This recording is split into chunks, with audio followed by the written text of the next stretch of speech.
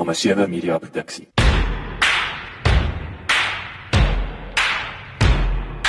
Welkom by die Boerpot Potgooi reeks, waar ons fokus op die besigheid van landbou. Moenie vergeet om na ons ander potgooi reeks genaamd Klipkouers te luister, waar ons fokus op Afrikaanse SMEs en hulle suksesverhale reg oor die wêreld. Water en sanitasie is van die grootste uitdagings wat die wêreld in die gesig staar. As stigter en besturende direkteur van Scientific Sanitation Solutions, by Victor Adendorf om toe aan die ontwikkeling van tegnologies gevorderde produkte vir watersanitasie oplossings. Sy eertydse opleiding as valskermsoldaat het vir Adendorf die noodsaaklike dissipline en deursettingsvermoë geleer, wat hy later kon deurtrek na die sakewêreld toe. Hy beskou sy deursettingsvermoë as een van sy grootste bates in besigheid, in vernaam in landbou. Boerdery is huidiglik waarskynlik die moeilikste bedryf in Suid-Afrika. Maar soos die gesegde lei, 'n boer maak 'n plan. Jy is daarom met Scientific Sanitation Solutions ook vorendag gekom met Sunny 99 for Agri, 'n uiters effektiewe landboukundige ontsmettingsmiddel wat planeet, grond, mens en diervriendelik is en met internasionale akkreditasies. Lekker leer en lekker luister. Victor, welkom weer eens in die atelier. Ek voel so sleg. Daar was nou die tegniese duiweltjies het met ons vorige onderhoud hier ingekruip, maar dankie dat jy weer hier in is en ek sien baie uit om met jou te gesels en laat die Klipkouers jou storie kan hoor. Dankie Jacques, bly om weer terug te wees. Ons maak het 'n tweede keer. Second time lucky. Hoorie Victor, maar jy het 'n verskriklike interessante storie, maar waar het alles begin? Vertel ons van daai groot word jare in die pad wat jy gestap het, waar jy natuurlik jy's hierso net in die straat af by ons hier in die R21 Corporate Park. Ek is in Barberton gebore en gematrikuleer. En baie lekker ou Laagveld jare gewees en nog toe dit baie ongerep gewees het daai jare. Om vir jou 'n interessante ding te vertel van Barberton, in Kaapmeiden was daar 'n boer gewees, ek dink was Callie Brits as ek reg is. Hy was nog aangeval op sy plaas deur 'n leeu. Dit was die gevaar. Ja, en het was in die op voorblad van 'n rapport daai jare gewees. En Callie het gewen. Hy het die leeu gewen, maar hy was stikkend gebyt. En olifant het gereeld deurgebreek in daai area. So dit was regtig nog 'n lekker ongerepte Laagveld waarin ek groot geword het. Maar die natuurlik Barberton wat ek nou kan onthou die eerste keer wat ek as kind in die Oos-Transvaal aangekom het, was ek onthou altyd hierdie koekoek kabels, net die mynbou goud. Ek het onlangs 'n artikel gelees, ek dink is dit een van die diepste Zama myne die by die ouens daar Skelmgrou nie, maar ek bedoel dit is dit 'n myndorpie stories. Ja, maar in ons tyd was daar nie skelmmyners. Dit was regte goeie mynmaatskappye wat daar was. Een van die min plekke in die wêreld wat jy nog die goudklonte in die rivier gekry het, soos in Sheba myn, by Sheba, dis net jy eentjie ander kant Eureka. Ja, daai koekepanne was daar juis om rou materiaal van die myne in die berge by Swaziland, want Barberton is teenoor Swaziland, om het af te bring na die verwerkingsareas toe en op die treine te sit en dit natuurlik. Jy kon nie 'n pad bou nie, so eenvoudig soos dit. Is die goedkoopste gewees om maar net dit oor die berge aan te bring. So daai koekepanne het 'n dag en nag gehardloop. Maar jy sê teen aan die Swaziland grens. Ek bedoel, ja, Barberton is omtrent so, as jy soos die kraai vlieg omtrent 30 km van Swaziland. Pragtig. Nou kon jy daai jare maklik oor en weer beweeg, of is dit nou maar, of waar is die grenspos? Is daar 'n grenspos nou? Ja, is grensposte, maar jy kon nie so maklik nie. Daar was maar nog altyd daai niemandsland gedeelte wat jy nie mag oorgegaan het nie. Die Swaziland weermag het gepatrolleer. Okay. So jy het nog steeds met 'n paspoort deurgegaan, maar dit was ek kan nie sê of dit daai tyd makliker was as nou nie, om oor te gaan nie. Maar jy het vir my, ek onthou jy het laas iets genoem van daai einste die kabelkar het ek wil sê dual purpose gehad. In die begin was dit mynbou gedrewe, maar later toe nou nie. Korrek, so ek in die hoërskool was ook in die koerante gewees, toe mense van Swaziland af probeer oorkom en hulle die koekepanne geklim. Maar daai het net 7 dae week gehardloop, meen nie, hulle het nie geweet nie, en hy het so hy stop nou Vrydag aan die Archimedes dawe. Stop hy, en hulle die hele naweek het hulle daar in die lug gehang, en daai koekepanne en doodgebrand van die hitte. Yes. So dit het toe, was 'n redelike ding wat gebeur het toe hulle ingekom het. Pragtig. Maar dit het natuurlik nou net minder geraak na die insidente net meer geraak het. Maar daai, ek neem aan, vandag is dis nou maar net soos 'n medalje vir die dorp, die feit dat dit nog daar hang. Is dit daar spres of het niemand worry om dit af te haal nie? Ek dink dit is maar deel van die nostalgie en die geskiedenis van Barberton. Ek weet nie wanneer laas was jy in Barberton, maar ek weet nie eers wat is nie. 2018.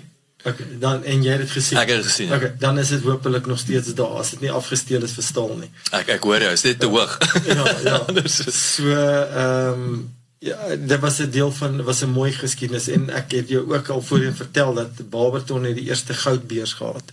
As jy nou gaan kyk, deel van die museum kan jy nog steeds gaan sien, die murasie van die goudbeers.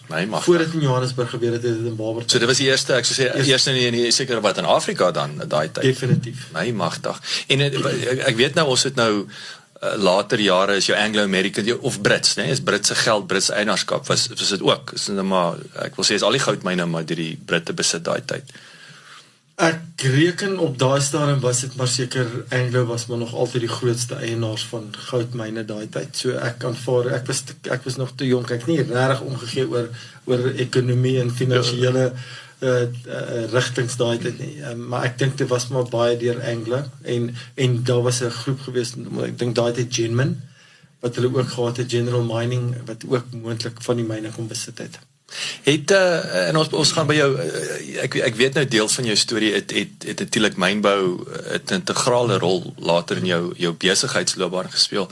Is dit waar jy blootgestel is? Dink jy dit, as jy nie in Barberton aan daai mynbou omgewing blootgestel was nie, sou dit dalk anders gelyk het, jou pad? Nee, ek het nie regtig ooit gedink om in mynbou self te gaan nie, maar daai jare was dit 'n redelike waarborg dat jy op 'n myn sou werk kry, as jy klaar is met weermag, of klaar is met skool. So, baie van ons ouens het, inteendeel, vriende van my wat ek nou nog het van skool daar, het besit ook nou hulle eie myne, en van hulle werk nog op myne. En so dit is maar, dit was die trend van daai jare. Ek wil sê, dit is weer dis die tyd en die plek gewees. As jy nou nie daar groot geword het, jy nie soos ek het nou welkom. Dis maar dieselfde, nee. So as jy nou nie op 'n goudveld groot geword het, dan was dit nou nie jou, net soos as jy in Pretoria moes bly as jy in die filmindustrie wou opeindig byvoorbeeld. Ek dink daar was daai jare maar baie makliker opsies vir ons gewees. Jy het of weermag toe gegaan na skool, of jy het op 'n myn gewerk, of jy het vir die staat gewerk. Poskantoor, wat ook al. En dan natuurlik die ouens wat universiteit toe gegaan het. Ja. Maar vir werk was dit maar jou vinnigste, maklikste, amper 'n werklike waarborg. Jy sou werk kry op die myn of in 'n staatsdiens. Dit was a given. Ek onthou een van my, ek onthou my pa oor die jare, jy weet, soos ek sê, my pa was al die jare by Anglo-American, en een ding wat ek altyd baie respek gehad het vir die mynmaatskappy is, dat hulle het nooit terughou wanneer dit by opleiding gekom het nie. Ek dink dis altyd opwindend, net vir die ouens wat daar jou voet in die deur gekry het, daar was jy relatief, jy sou 'n ding of twee geleer het en 'n toekoms gehad het, as 'n blink toekoms, as jy, ek wil sê, die dryf gehad het en die ambisie gehad het. Die mynbedryf was wonderlik daai jare. Soos jy sê, die opleiding was fantasties, maar ek dink ons kan maar kyk na elke facet in daai jare. Ons praat van die 80s en vroeër, maar ek het nou maar 80 slaag gemaak met skool. Alle facette was goed georganiseerd. Die opleiding was in alle departemente. As jy kan onthou ambagte wat hulle by Olifantsfontein gedoen het, die rooi kaart gekry het. Dit was top klas ambagsmanne. Ja. Top. Hulle het die beste opleiding gekry. Weet, so ek onthou toe ek klaar was met weermag en ek is terug na Kinross toe waar ek begin werk het. op Kinross Myn, het baie oorseese ingenieurs kom leer by ons. Pragtig. In Suid-Afrika op ons myne. Ons was maar net altyd goed gewees. Dit het maar die later jare afgeneem. Hoekom dink jy is dit? Want dit is interessant. Ek onthou ek het seker so 2 jaar gelede het ek Denel, die ou manne van Denel hoor praat oor hoe ons in millimeters uitgewerk het, waar daar's amper die grasie selfs van error in die ontwerp was baie minder hierso as in Europa. So nou wonder ek, jy weet, hier sit jy met 'n Britse maatskappy, Europese maatskappy. Wat het ons dan anders gemaak? Weet, hoekom as 'n Engelsman jou, 'n Brit jou leer 'n ambagsman word? Hoekom was ons beter dan as ek wil sê amper die kind beter as die pa? Ek kan nie 'n holistiese siening oor dit gee nie, maar ek kan vir jou wel sê net om in daai jare al om uit jou tienerjare en jy's nou 18 en jy's weermag toe en jy's daar uit, daar was geweldige nasie trots en ons het baie slim mense gehad wat trots was in wat hulle gedoen het. Dis kom alles. Dis 'n kultuur. Dit is 'n manier van dink en doen. Dit was ons Suid-Afrikaner kultuur gewees. Ja. En ek het nou die dag met iemand 'n gesprek gehad net oor op Louws Creek. Ons het al hierdie cowboy boekie name gehad van ons dorpies daar van Louws Creek, Eureka en sulke. Ja. En daar die stasies was klein stasies. By die boere se suikerriet en so produksie kom op dan. En dit was spotless clean geweest, dit was ongelooflik mooi skoon. Dit was altyd netjies, die stasie bevelvoerder was, jy kan hom deur 'n ring getrek, die stasie polisieman kon deur die klein kiosk wat op die stasie was wat privaat alles, dit was net jy kon van die vloere af eet al. Dit was net trots, nasie trots, volkstrots geweest. Dit is so jammer dat die jong mense van vandag nooit sal ooit kan sien wat was daai trots wat hulle, ek wil sê daar's nie 'n benchmark nie, daar's net nie daai verwysingsraamwerk vir dit nie. Soos wat ek dink ons het nou die dag daaroor gepraat, is wat jy nou as jy 'n jong mens gebore was 6 jaar terug, 7 jaar terug en jy ry deur 'n plattelandse dorp nou, is dit vir jou die normaal om in 'n teerpattery wat nou helfte grondpad is in potholes en gate in het en lamppale wat nie meer staan nie en robotte wat nie werk nie, straatname wat afgesteel is en vervalle geboue. Dit is jou norm nou. Wat vir ons net in ons jong jare was dit iets wat jy nie eers kon indink is moontlik nie, want daar was net te veel trots. Ek dink ek wil net so 'n side note en ek wil nou nie polities raak nie, maar ek dink wat jy nou sê laat my net herinner my dat ek sou sê ons Afrikaners is 'n bietjie van 'n catch-22, nee, want ek wil vir jou sê daarom is geskiedenis juist so belangrik dat mens kan terugverwys na toe dinge gewerk het, maar nou is ons geskiedenis, nou wil ons ook nie te veel oor geskiedenis praat nie, oor apartheid. Jy weet, so jy het amper, soos ek sê, 'n catch-22. Jy wil nie terug jy weet, ek vertel my kinders baie en ek wil hulle kan wys, maar ek dink almal is nou bang amper, dis soos die Duitsers, jy weet, ons praat oor die Tweede Wêreldoorlog, want almal is noem ons nou nog nazi's, jy weet, dis amper so 'n tipe van 'n skuldige gewete, maar tog wat voor daar nazi's was daar geweldig om op trots te gewees het, as 'n Duitse nasie. So ja, dis vir my hartseer dat ek dink ons skram weg van geskiedenis af, maar ek wil sê nie politiese geskiedenis nie, kulturele geskiedenis en daai absolute excellence wat daarmee gepaard gegaan het. Daar in my oë is daar geen verskoning dat ons nie ons kulturele geskiedenis omhels nie en daaroor praat nie en dit publiek maak nie. Ons het genoeg as 'n Afrikaner volk en inteendeel as 'n blanke volk, Afrikaans en Engels van hierdie land, om op baie trots te wees. Ek gee nie om oor die politieke sienings van die verlede nie, ek gee ook nie oor die politieke sienings van vandag nie. Ja. Alwaarin ek dink is, ek weet in watter land het ek groot geword en hoe dit gelyk, en ek kyk na die gemors wat ons vandag het, en ek kry ons jeug en ons kinders jammer wat dink, dit is hoe dit moet lyk, en dit is reg. En ek weet nie hoe kan jy vir die jeug vandag verduidelik hoe dit daai tyd gelyk het nie. Want jy sal met foto's wys, jy sal wys hoe netjies het dit gelyk. En waar kry jy dit? Dis die ander probleem. Weet, so, dis baie moeilik om kulturele geskiedenis op te kikker en weer aan te vier, terwyl ons nie meer kan eers bewyse kan gee soos foto's en kan jy vir jou boek laat lees. Jy moet dit sien, jy moet dit sien. Om te wys hoe eintlik het hierdie land gelyk. En ons praat nou die dag daaroor, hoe ver sou ons nie al gewees het as ons net aangehou het met wat ons gedoen het nie. Ons het 'n perfekte ek weet ons het 'n nuclear plant gebou hier. Net hier buite by Hartbeespoort. Ons was net ver voor ons tyd. En ek onthou in die 80s het 'n Brit gesê,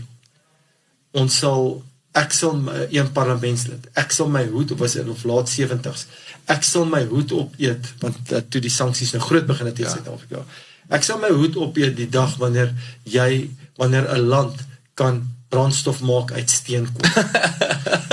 Hy was sy famous last words. Hy die verkeerde volk, vir die verkeerde trotse volk dit daai uitdaging 10 jaar later toe moes hy sy hoed vreet.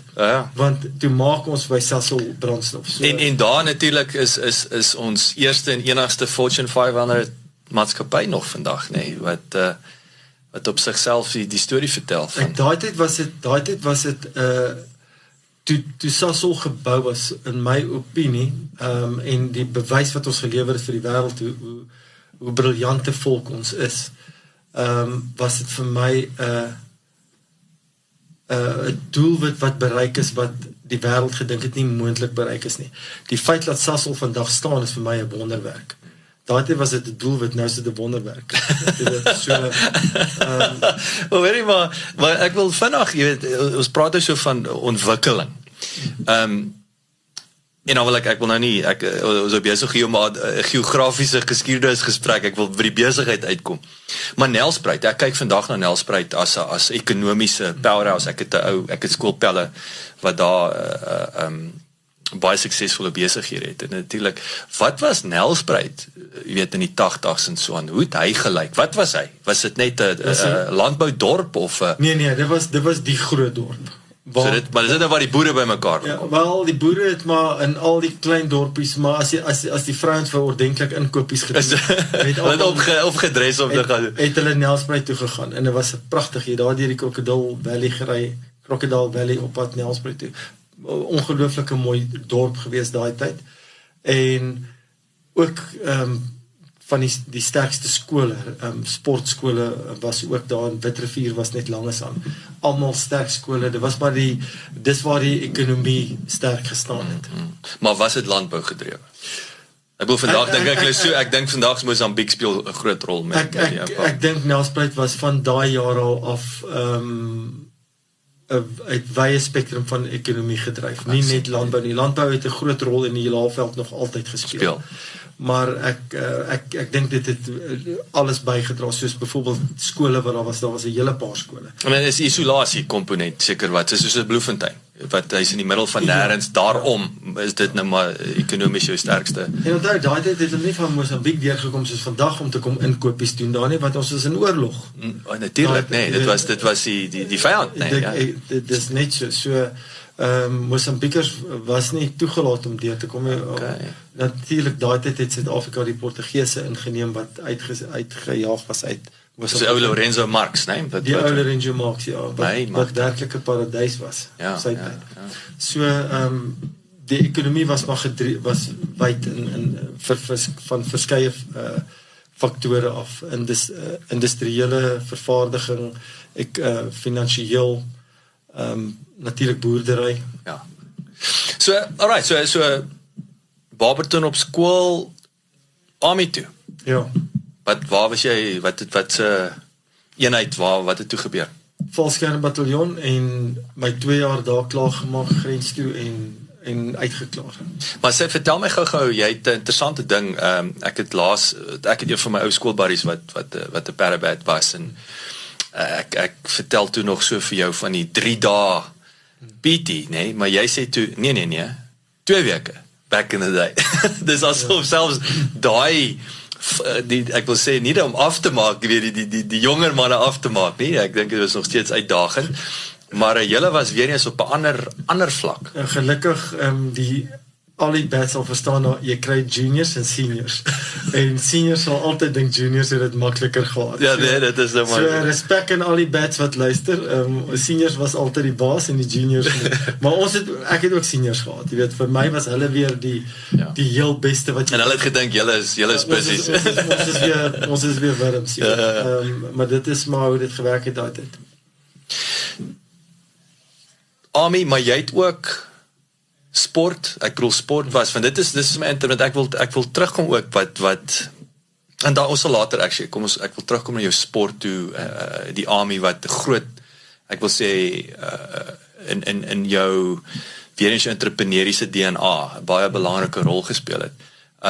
Maar waar het hierdie entrepreneursgedagte, het jy altyd gedink, ek wil my eie ding doen, of daar is altyd so interessant, waar het die liggie aangegaan, sê, weet jy, ek gaan my eie potjie krap, maar nou is jy lekker, nee, jy het nou skool, jy het Ami het nou gekyk, nou wat gebeur daarna toe? Ek het al in standaard 8 geweet dat ek eerder besigheid gaan doen. Hoekom? Wat het gebeur dat jy tot daai gevolgtrek gekom het? Dit is maar net iets wat in jou is. Ek dink is maar hoe 'n boer ook voel. Jy weet, 'n boer weet die grond is in sy bloed. En as jy soos ek dink jy het maar net daai gevoel. Daar's baie mense wat al probeer, wat ek ken persoonlik, wat al gedink het hulle kan boer. Wat 'n stukkie grond gekoop het en dit net dood eenvoudig nie kon maak nie. En ek praat nie van as gevolg van droogtes nie. Ja. Ek praat van hulle het net nie daai grond in hulle are soos en daar's 'n gut komponent, wat jy nie kan leer of Google. Exactly. En ek dink dis baie boere, die ouens wat boere is, het dit maar nog altyd gevoel hulle wil boere wees. En jy kan dit sien, ek ken jong ouetjies ook nou, mense wat ek ken wie se seuns nou klaar maak met skool, wat net wil gaan boer, hulle wil vir 'n boer gaan werk, hulle wil oggend vroeg opstaan, laat gaan slaap, hulle wil vir 'n boer gaan werk, dit is in hulle wil net gaan boer. So daai is dit kom van ek dink jy het nie 'n beginpunt met dit nie, wat jy kan sê, dit het my aangewakker nie, ek is nie so tipe, ek is nie so gelukkig. So jy's nie 'n wheel and deal, want ek weet daar's altyd daai, het voel vir my en ek maak dit nie af nie. Daar's baie keer waar jy sê, "Wow, jy weet ek het top 7, het ek my lemonade stand en ek het my jy weet dis asof baie keer dan ek het nou oor die jare dan ek het nou eers 'n koöperatiewe, alhoewel ek ook vroeg geweet het ek wil my eie ding doen. Maar jy kom uit 'n koöperatiewe en omgewing en nou voel jy amper minderwaardig toe die ander ou het al gewheel and deal op 7-jarige ouderdom. Jy weet daai tipe van ding. Ek lees van hulle. Ek lees net van hulle, ek het hulle het jy nog nooit ontmoet, so dis amper is 'n baie sexy storie in 'n mate, maar dis een uit die 1000 klink dit vir my amper. Ja, so ek lees van hulle, ek het hulle nog nooit self ontmoet nie, maar ek dink dit is ongelooflik as jy daai ingebore natuurlike eienskappe het om te kan so wheel and deal van jongs af. Dit was nie ek nie. Ek is nie so begaafd met besigheid sin dat ek het al van jongs af gedoen het nie. Ek het besigheid dood eenvoudig net begin doen oor ek gehou het van die onafhanklikheid. En natuurlik vir een of ander stadium was dit vir my lekker, dis nie nou meer nie, was dit lekker om druk te hê en onder druk te werk. En dit is wat ek dink elke sakeboer en elke sakeman en vrou daar buite weet dat druk is lekker as jy jonk is. Dit is nie meer so lekker as jy ons ouderdom laat in my ouderdom begin kry nie.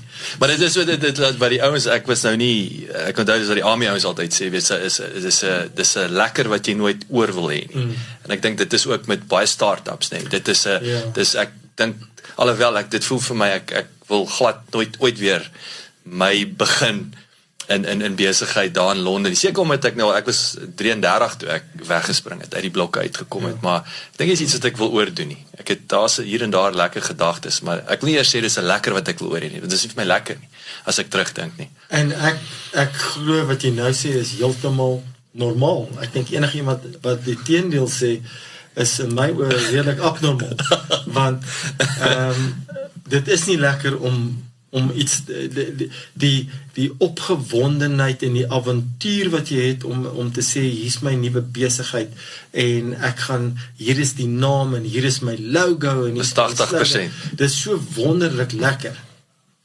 'n week later, wanneer alles jou logos op die mure is en jou kantore is oopgemaak en jou brochures is gedruk, jou website is op, dan is daar een ding wat nie gebeur nie. Die sales kom ek wil nou net sê, jy het nog nie die seil gemaak nie. Ek praat nou met 'n besigheidsman, dus jy weet, jy het gesien waartoe ek op pad is. En so, daai is om verliefd te wees in jou, wanneer jy 'n meisie ontmoet het. En daai verliefdheid en alles is nuut en vreemd en is wonderlik en sy vertel jou haar hele lewensverhaal, jy vertel jou lewensverhaal en vir een of ander rede 30 jaar later wil hulle nie meer hoor van jou lewensverhaal. Dis actually 'n wapen. Dis 'n vuil beklei wapen. Ja, so ek dink besigheid is wonderlik en soos ek jou verlede week gesê het, boerdery is lankal nie meer boerdery nie. Dis besigheidsboerdery. Dit is die boere van vandag is in my oop in baie opsigte meer briljant as koöperatiewe sakemense. Want die meeste mense wat in koöperatiewe posisies sit, so CEO's en MD's, het nooit daai besigheid begin nie. Die meeste boere het hulle eie plase begin. Dis 'n ander vlak besigheid. Tyd vir 'n het jy geweet insetsel. Hoër insetkoste sal waarskynlik voortduur om 'n negatiewe impak op boere se finansies te hê. In die saaiboerdery sektor het die prys van kunsmis asook onkruid en insekdoders met meer as 50% gestyg gedurende die planttydperk van die 2021-22 seisoen. Derhalwe was die oesverliese wat deur vloede teweeggebring was in dele van die land 'n gevoelige slag vir boere wat moes oorplant. Voorts het die pluimvee en tot 'n mate lewende hawe sektor te kampe gehad met hoër graan en sojaboonpryse sedert 2020 wat boere se winsgewendheid knou. Verbeterde weivelde vanweë die swaar reënval behoort wel tot voordeel te strek van die lewende hawe sektor. En die manier hoe hulle diversifiseer, en ek stem saam met jou, ek bedoel, jy kan net diversifiseer, ek bedoel, hulle begin nuwe besighede, vat nuwe risiko, so dis eers dat hierdie ouens seker, hy's 'n boer en hy het nog 'n plaas gekoop, wel, dit is ook op sigself 'n risiko, as ouens wat ondergegaan het omdat hy te veel grond gaan opkoop het, so dis nie sommer maar net nie, maar daai bewys wil ek sê, soos jy sê, van hulle besigheidsvernuf, is hulle vermoë om so effektief en suksesvol te diversifiseer op hierdie stadium. Beter as wat die meeste koöperatiewe mense ooit kan doen. Absoluut. Soos byvoorbeeld, ek het nou die dag met 'n boer gesels wat hy het 'n paar volstasies, hy boer met mielies en hy het hoenders en hy het gasthuise. Jy weet, en so dit is net ongelooflik. Waar kry jy dit? Dis mos nou dis entrepreneurs. So wat is daai eerste logo, website, naam wat jy moes uitdink, waar daai eerste besigheid weggespring, wat was dit? Ja, dit was Adendorf Equipment Sales. Ja? En want daai tyd was Adendorf plant en equipment mos al reeds aan die gang. So ek het maar gepiggyback op daai naam. En so dit toevallig het jy nou nee, ek is toevallig al. Ja, maar ek wou sê julle stel maar ek wou sê julle self van, was dit nou gelukkie? Ja, dit is maar net ek het eintlik die naam maar bietjie gekopie uit die aard van die saak. My besigheid te promote daai tyd, ek was jonk, ek was 26 jaar oud en ek het begin met die grondverskouingsmasjiene. Dis soos ek wat dalk wat is, jy was nou van kernkrag gepraat, wat was die, ek is Wouter Besson en Associates, nee? Ek is om die kaart sommer te gespeel, of Wouter Besson ingenieurswerke. Daar sy. So, maar dit was net toevallig dat hulle Adendorf Equipment en ek is Adendorf Equipment Sales.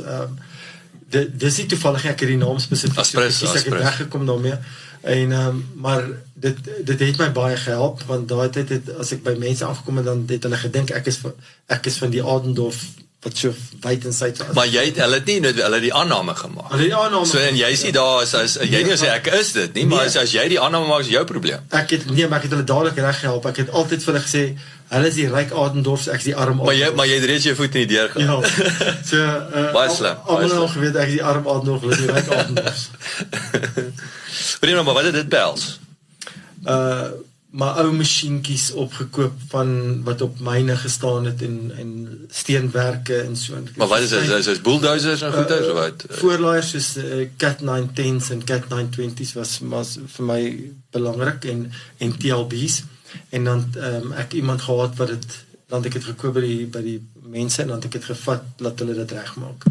Soos 'n used, ek wil sê soos 'n gebruikte kar. Jy het net 'n used heavy. Ja, maar ek het hulle dan natuurlik net mooi laat op radkaste oorgedoen en nuwe bande en al daai en dan weer aanverkoop. Maar nou, hoe was hoe die marges daai jare? Is dit goeie geld gewees? En ek bedoel kon jy jonk, so dit was vir my goed daai tyd. Ek nie baie oorhoofse kostes gehad nie, want ek het nie wat hulle noem 'n yard gehad nie, waar die goed gestaan het nie. Ek het dit net so vervoer na die werktuigkundige toe wat vir my alles gedoen het. So jy koop hom, ry hom werktuig en hulle maak en ek verkoop hom van die vragdag. So betaal die werkswinkel wat vir my die masjiene reggemaak het en die masjiene word uitgevat. Hoorie maar so innoverend. Ek bedoel, waar het jy daai idee gekry om, want dit interessant ook daai tyd, ek dink entrepreneurskap vroeë jare. En ek wil sê so onlangs so seker 20 jaar terug, het ouens nog steeds, die eerste ding wat hy wil doen, ek onthou het so studie gedoen in Engeland, waar die eerste ding wat hy wil doen, hy wil hy kantoor gaan hier, telefoon in die besigheidskaart en nou kan ons die besigheid begin. Dit was so 'n tipe van ek wil sê 'n baie foutiewe manier van dink. Kom ons kry die adres en dan kan ons begin. Nee, hou die maak seker daar is nie overheads nie. Kry die eerste sale en dan gaan die bells and whistles daarna. So ek wil sê dis baie innoverend wat jy daar gedoen het. Wat het dit veroorsaak? Jy gesê luister of was dit net jy het nommers verstaan? Wel, ek soos ek sê ek is nie noodwendig, ek het nie daai vreeslike entrepreneuriële gawe wat die ander daai jong wheelers en dealers het nie, maar ek dink daar's baie faktore wat 'n rol speel as jy 'n besigheid begin. Nommer 1 is soos jy sê, party ouens begin met die besigheidskaartjie en kantoor, hulle het onmiddellik overheads. Ek dink dit hang af van wat jou rigting is wat jy wil begin.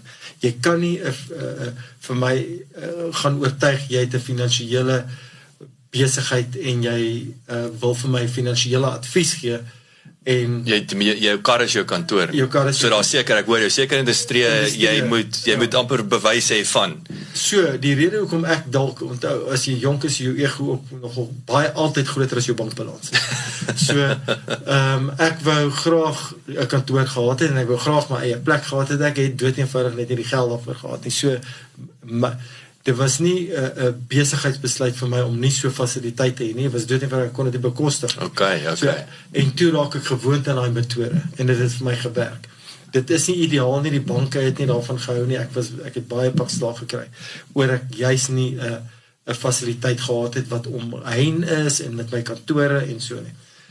Maar ek het verlang weggekom daarmee. Hoe het jy te werk gegaan in daai, ek wil sê as jy nou vir 'n jong entrepreneur advies moet gee, hoe het jy daai eerste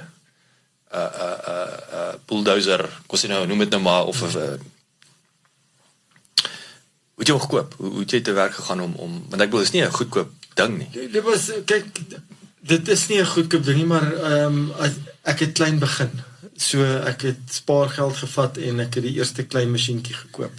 En ek het met die werkswinkel gepraat en ooreengekom sou ek sal hulle betaal as hulle het maar op risiko gewerk. Okay, so almal deel net tot die seil daar is. Ek was maar net gelukkig, jy weet, ek dink mense het mekaar baie meer vertrou op daai tyd. En natuurlik die eienaar van die werkswinkel het geweet as ek hom nie betaal nie, hou hy net die masjien. Ja, so hy het daarom sekuriteit in daai opsig. En so dit was maar net 'n vertrouensband en 'n handskit en ons het so die pad vorentoe gevat.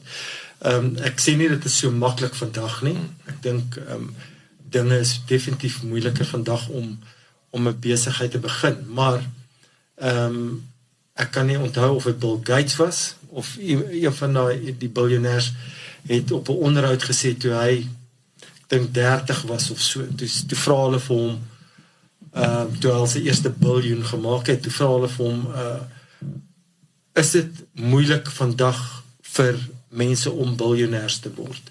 Toe sê hy, soos wat ons praat vandag, word daar 'n biljonêr gebore. Ja. En vir die toekoms. En dit is die realiteit. Jy weet, ek sê nou, dis moeilik vandag, maar daar word vandag 'n toekomstige biljonêr gebore. Ons weet net nie wie hy is nie. So, oor 30 jaar van nou, wanneer daai persoon 'n biljonêr is, gaan hy ook sê in 'n onderhoud, dis vandag moeiliker as daai tyd. Ja. Maar dieselfde dag word daar weer 'n biljonêr gebore. Yes, ek hoor jou. Dis weer soos die junior en die senior voorbeeld. Jy gaan altyd dink, daar's juniors altyd onder jou en die senior gaan altyd, nee, en vice versa. Ja, ek dink ons almal weet dat vir ons op ons tyd sal ons altyd dink dit is dalk die moeilikste tyd. Ja. En maar oor 20-30 jaar van nou gaan iemand weer sê ons het 'n wonderlike tyd gehad. Ja. En is nou vir hulle moeilik. Ja. Ek sê interessant, jy praat so, ek onthou toe ek het met my eerste besigheid wat baie van die klipkoers nou weet was commercial cleaning, jy weet, in Londen, en ek onthou 23 April 2008 toe gaan my website live, maar al wat daar was Google AdWords en Google SEO, en Google SEO natuurlik, dis 'n ding wat nog steeds, het vat 1 jaar, 2 jaar om organies op bladsy 1 te kom, maar dit was dit, nee, maar nou bygesê, gelukkig was daar Google AdWords, jy weet, want ek dink sonder, so ek kyk terug na 2008 en ek sê dank die Vader vir Google AdWords, want ek weet nie hoe ek andersins die besigheid sou kon begin het nie, so ek voel weer dit was 'n bietjie makliker, maar nou kyk ek weer vandag ouens wat Facebook tot hulle beskikking het, LinkedIn tot hulle beskikking, Twitter tot hulle beskikking, jy weet, e-mail marketing, so nou dink jy, ja, hulle het nou weer, ek wil sê, bietjie meer alternatiewe opsies, so ek sê, bietjie minder moeiliker om in die blokke te kom met verkoop, want alles kom terug na verkoop toe, dis die blerrie tafste, blerrie ding, en ek bedoel, ek sê die obvious. Ek weet jy antwoord op wat jy nou gesê het, is dat weer eens, jy voel, jy het dit dalk maklik gehad, maar as jy dink, en nou weer met die Facebook hierdie ouens meer opsies, so dit raak nou weer makliker vir hulle, maar ek weet al gesien op social media, hoeveel kompetisie is dat? Ek verstaan, nou is dit nou net weer, almal is op die blerrie ding, nee, ek hoor jou. Dit is 'n verskriklike kompetisie, so niks is maklik vir jou op jou tyd is niks maklik nie. Dit is, ek dink daai is wysheid, dit is absolute wysheid daar. So jy begin toe verbruikte heavy earth moving equipment, as ek dit nou so, ek weet nie wat Afrikaans is nie. Wat gebeur toe? Toe aangehou daarmee, en toe kom die eiendomsmark wat so opgeklim het in 2004. Maar dis om met die rentekoers, ek bedoel, hy het oornag, ek onthou nog, op 'n stadium was ons op 'n 25% prima, en die volgende oomblik toe is ons op 'n 15%. Ja, en as jy gaan kyk, in daai selfde tyd was Amerika was op hulle top met die eiendomsmark. En die wêreld het maar net gevolg, en almal het op die eiendoms trokkie gespring, en ek was een van die trokspringers, en my voelers uitgesteek. Maar is dit net 'n bewustheid, so dis nie dat jy 'n ding vir eiendom per se gehad, en dis nou weer, daar's party ons daar buite, ons praat nou van boere, daar's party ons daar buite wat net gebore ontwikkelaars, en ek wil sê, hy's baksteen en sement bedonderd, ja. Maar jy was nie daai, jy was net wakker vir die geleenthede. Ja, en baie ander ouens ook, wat ek geken het, maar almal op daai trokkie gespring. En toe daai golf gery, en tot waar die regering ingekom het, sê daar die nuwe kredietwet is op pad. Wat Suid-Afrika se redding was, nee? Dit was, want toe 2007 het Amerika geval. Ja, maar toe storie die wêreld in die grootste banke in die wêreld het platgeval in Amerika. Goldman Sachs, wat is dit? Goldman Sachs, onder andere, as gevolg van die eiendomsmark. So, een van die bitter min dinge wat ek ooit vir die regering sal krediet gee. En is dat hulle die kredietwet ingebring. Wat die land daai tyd gered het van ook 'n totale platval ekonomiese. En dit was, ek som met altyd daai kredietwet baie eenvoudig op. Ek sê altyd, jy weet, selfs in Engeland voor 2008, nou natuurlik ironies, dis ek het my besigheid geloods in die maand wat die ekonomie in duie gestort het. Baie ironies ook hoe hulle sê, ja nou, commercial cleaning is recession-proof business model. Ek kan vir jou sê dit is, maar om die sales te kry, raak so 'n bietjie trickier, weet, maar as jy hom eers het, hy is recessie-proof in baie opsigte, want sekere dienste moet die drom moet leeggemaak word. Iemand moet dit doen. So jy kon tot en met daai 2008, ek spot altyd en sê, jy weet, jy het vir die bankbestuurder gekyk, dan het jy 100% lening gekry. Dit was verskriklik. Ek is spyt, ek het nie meer vir die bankbestuurders gekyk nie, en meer links. Ek onthou ook, ek het 'n lening, 15,000 pond lening gekry teen 8% daai tyd. Is actually waarmee ek die besigheid begin het, en dit was, ek vertel het ouens die storie, excuse nou, side note, is, ek bel vir HSBC daai tyd, en hulle adverteer toe nou hierdie lening, en ek weet ek gaan bedank, so ek het nou nog 'n payslip. Dit is nou nog, ons is ons payslip beduiweld. Waar is die payslip? Alhoewel is actually ironies as jy dink, behalwe dat ek die ding kan makeshift, beteken niks nie. Yes, ons is ons gevaarlik om lenings voor te gee entrepreneurs, want ons is oor risiko, maar die ou gaan sy job vir altyd hou. Hy is 'n veilige. So daai is nog steeds vir my 'n vreemde fenomena wêreldwyd.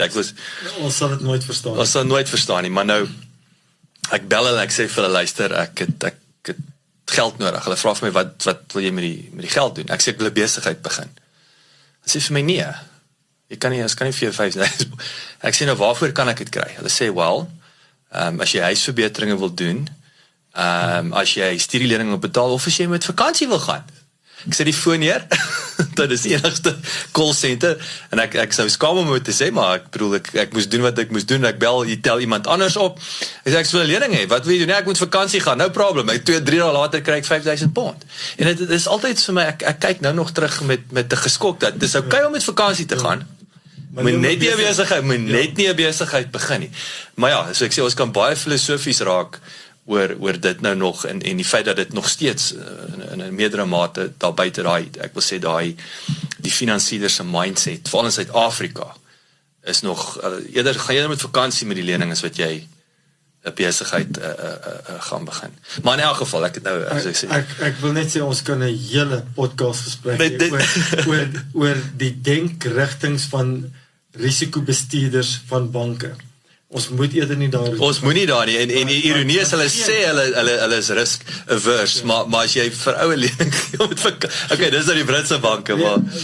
Ja, ek dink baie min entrepreneurs sal ooit by die punt kom wat hulle risikodepartemente van banke sal se denkrigtings verstaan. Ja. Maar so, okay, so toe jy het nou,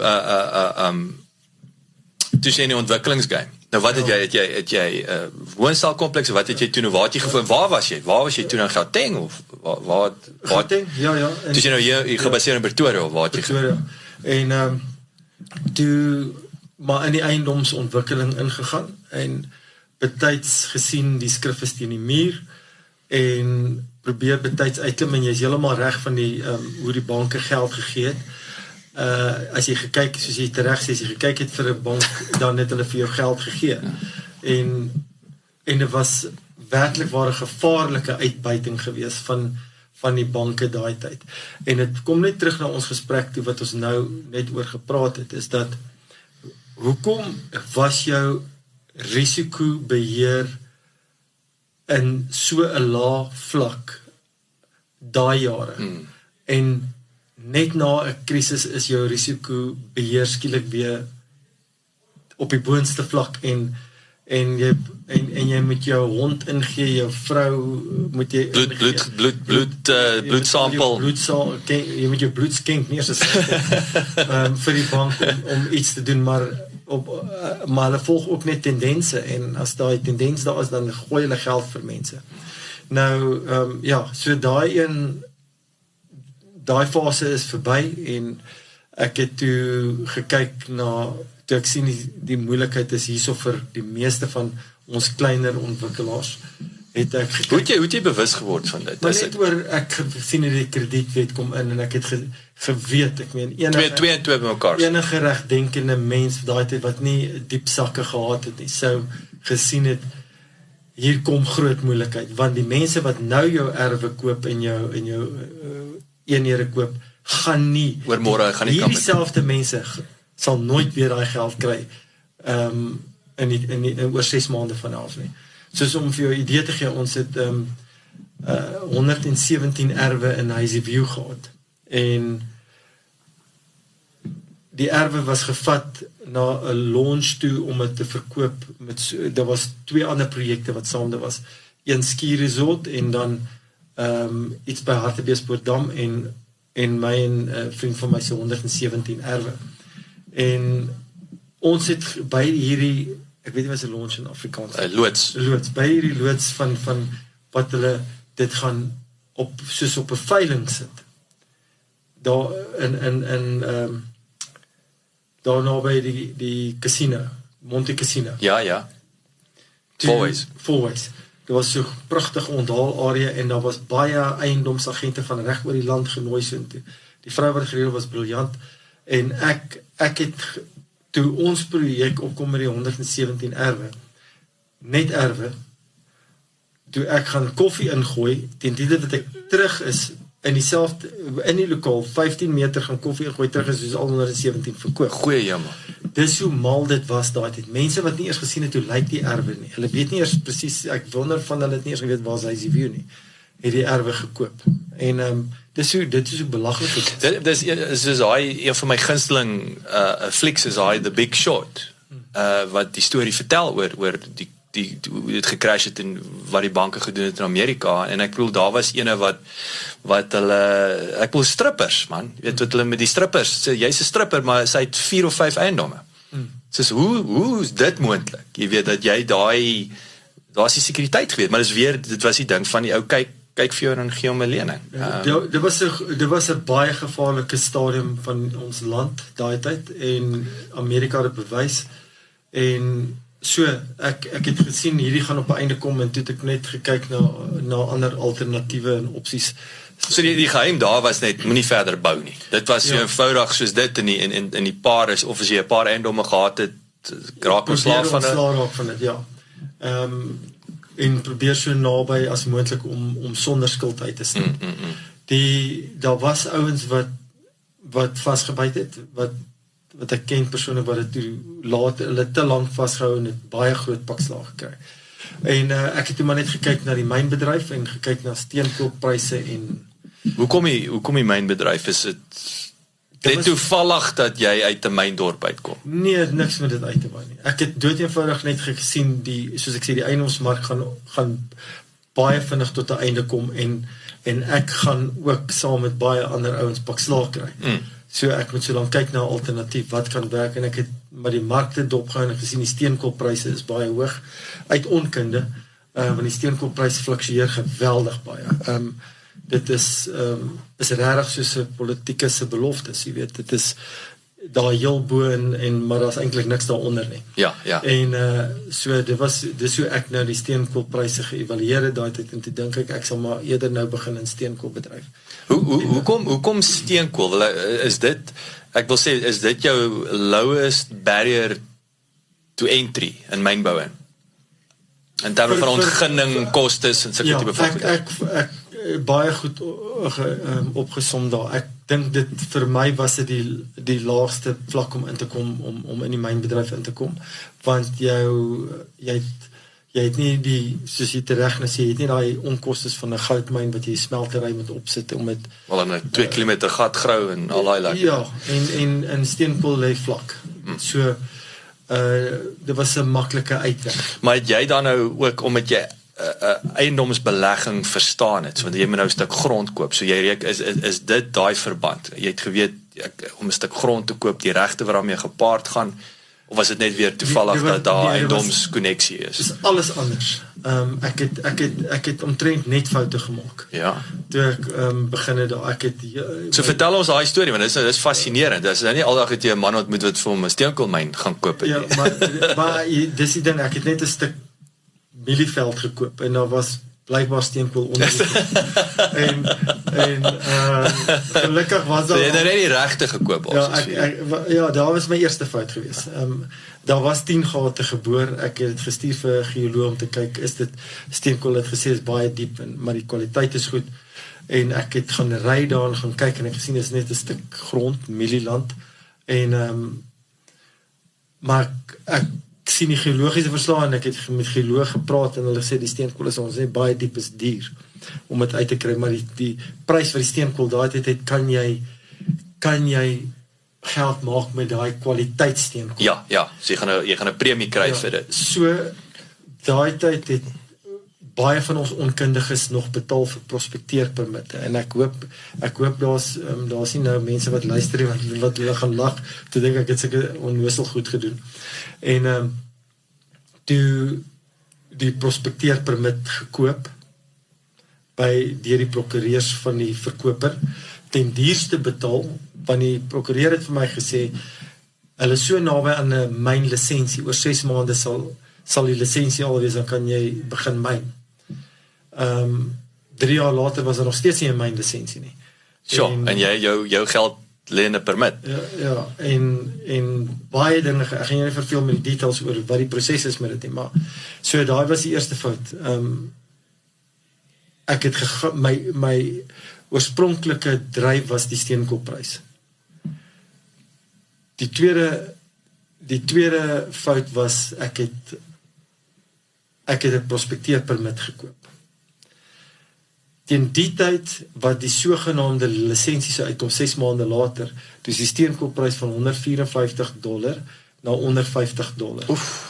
So, en die myne is nog nie oop nie, maar al my kostes was beraam op daai steenkoolprys. Nou is dit die derde van die prys. En maar gelukkig het ek dit deurgetrek. Dit het tyd gevat en moeite en baie houe, en ek dink dit is wat ek enige boer, enige ander entrepreneur daar buite sal kan getuig. Die belangrikste ding is wat jy nodig het, behalwe dat jy 'n kansvatter moet wees, is die feit dat jy moet deursettingsvermoë hê.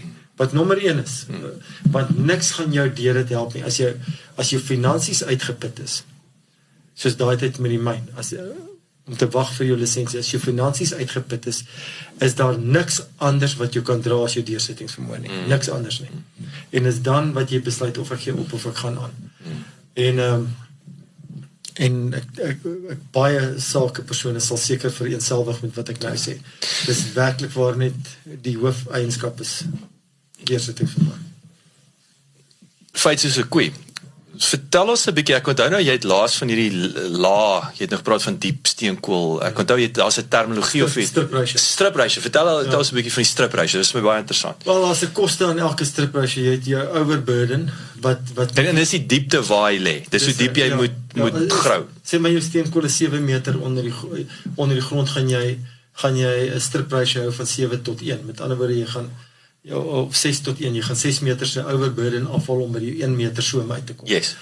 En so jou beste myne is 1 tot 1. 1 tot 1, maar hy is nie noodwendig hoë gehalte nie. Nee, of kan jy hoë gehalte op 1 tot 1? Miskien in die ou dae was dit hoë gehalte, maar dis uitgemyn. Okay. So die steenkool. Dis die maklike wenne. Die some lê al dieper en dieper.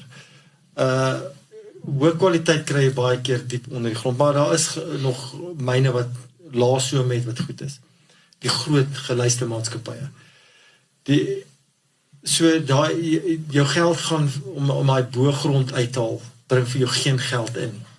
So jy ry geweldig baie tonne weg sonder om 'n sent in te kry voor jy by die steenkool kom. Yes. En hoe laer jou strip ratio is, hoe vinniger gaan jy by jou geld uitkom.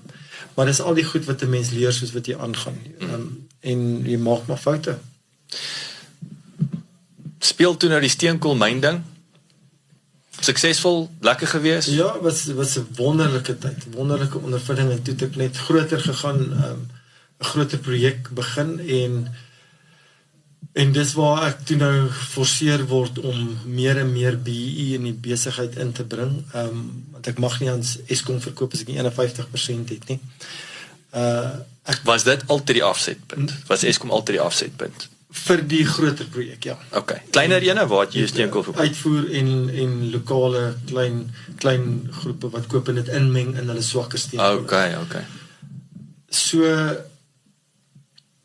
dit was 'n wonderlike geleentheid en ek het goed begin daarmee. Ek was goed ondersteun deur 'n spesifieke bank wat die geld toegestaan het om dit te begin.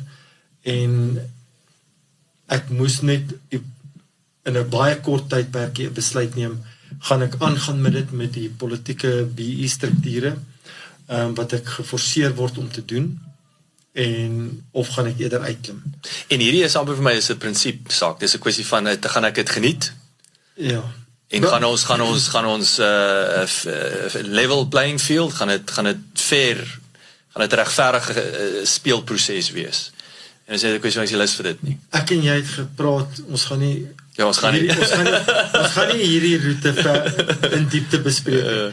Ek kan net onomwonde sê, ek is absoluut teen BE. Dit is vir my die mees vernietigende, destruktiewe ekonomiese konsep wat een of ander idioot uitgedink het. En dit dra niks by tot die vooruitgang van hierdie land nie.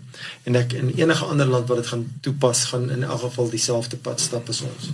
So, ek het toe uitgeklim uit die mynbedryf het as gevolg van dit. En wat was plan B?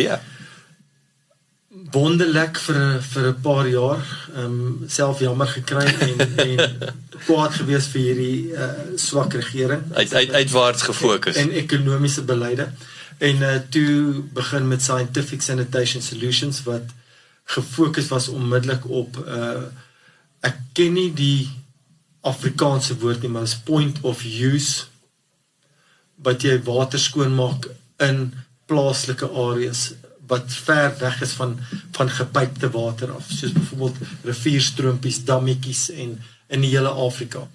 En ek het die oorspronklike konsep gekry van iemand wat gesê dit werk, die formule, en oor ek nie 'n chemikus is nie, het ek het geglo en dit het nie gewerk nie. So ek moes toe begin navorsing doen het oor chemikalies en wat gebruik word wêreldwyd om water skoon te maak en om presipitasie te laat plaasvind.